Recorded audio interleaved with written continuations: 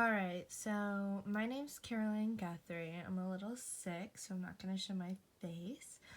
But for my Zine project, I decided to do childbirth in the Middle Ages because I've always thought that women giving birth is a huge deal. Like, I think it's amazing. I think it's the coolest thing ever, like, that our bodies are able to give birth to another human being. And I thought that I was really interested to go back and see what it's like in the Middle Ages and compare it to now. So that's what I did. Here's my little baby that I drew. For background, here's a little picture of medieval times. I said during the medieval period, men believed that a woman's purpose in life was to get pregnant and have babies.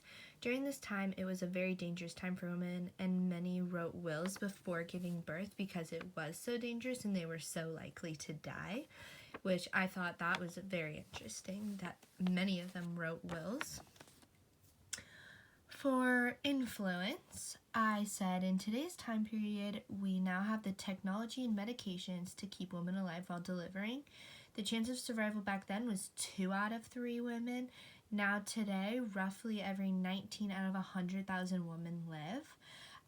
That statistic is slightly old, only by a few years, but I'm sure it's improved slightly by now. But that is thanks to our hospitals that we are now able to do that. Relevance of this topic. Throughout hundreds of years, the experience of childbirth has changed drastically. Back when they had no medications, no way of monitoring the baby, and very little way of monitoring the mother. Pain was also hard to control. Many women often didn't realize they were pregnant until months into their pregnancy because they had no way of knowing that they were pregnant. Now today, every single concern that these women may have had in the past are now either irrelevant or at a very low risk.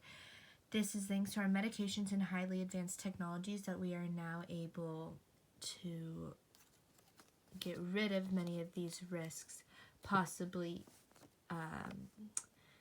even get rid of them altogether.